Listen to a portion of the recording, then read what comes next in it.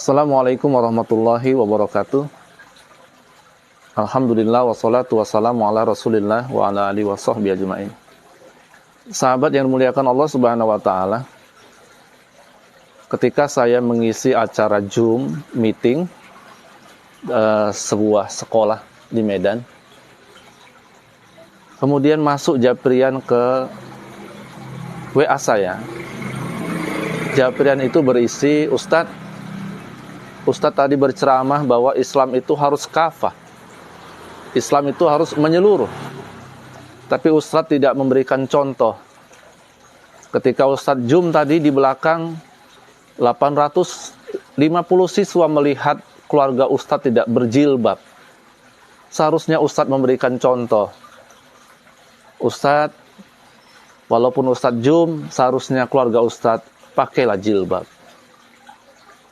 Syukurnya sang guru ini bertabayun dengan saya, sehingga saya bisa menjelaskan bahwa yang di dalam mobil yang tidak pakai jilbab yang berada di belakang itu adalah saudara saya, sepupu saya yang beragama Kristen. Tentu agama Kristen tidak ada syariat yang mewajibkan mereka untuk pakai jilbab. Akhirnya sang guru tadi meminta maaf kepada saya karena telah melakukan prasangka buruk.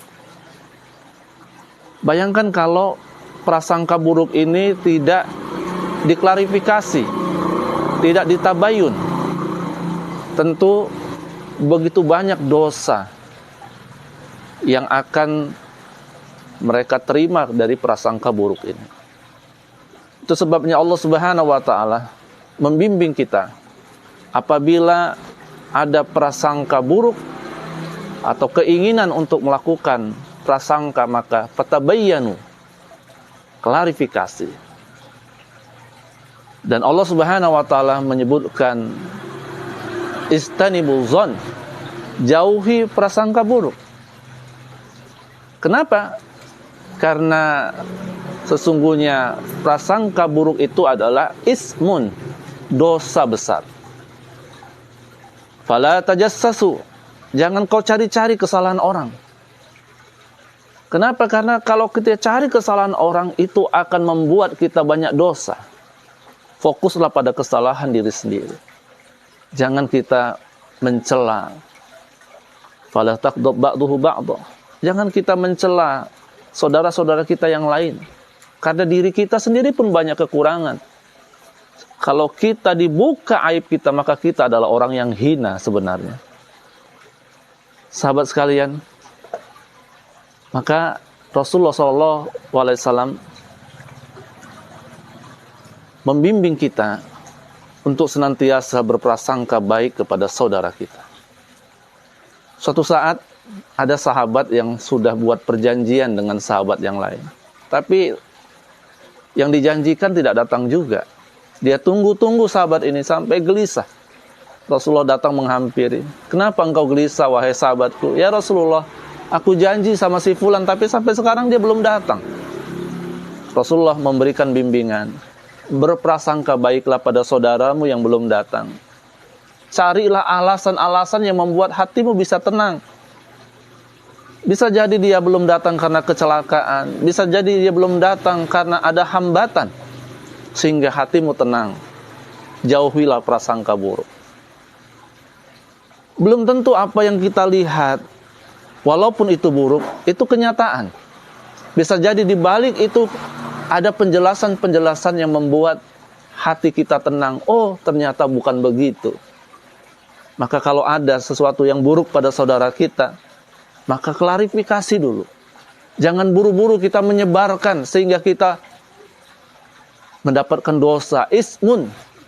Bayangkan kalau banyak orang yang kemudian prasangka buruk itu dia cerna, dia ambil, dia jadikan kesimpulan, maka kita akan membawa dosa yang begitu banyak. Sahabat sekalian, dan dosa dari prasangka buruk itu tidak akan bisa hilang sebelum kita meminta maaf dari orang yang kita prasangkai. Mungkin kalau kita prasangka buruk tapi kita tidak sebarkan, kita tidak ungkapkan ke publik, itu cukup kita dengan beristighfar. Astaghfirullahaladzim.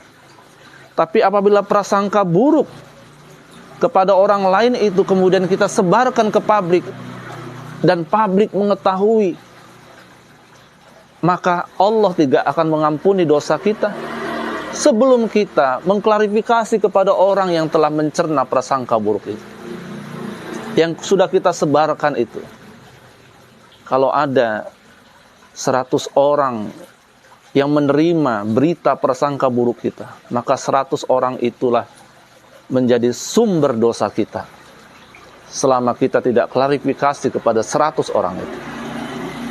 Makanya jangan buru-buru menyimpulkan prasangka kepada saudara kita sebelum kita tabayyun, sebelum kita klarifikasi. Jauhi prasangka buruk, itu lebih aman. Jangan cari-cari kesalahan saudara kita sehingga kita terjebak kepada dosa-dosa. Kalau ada sesuatu yang buruk, alihkan.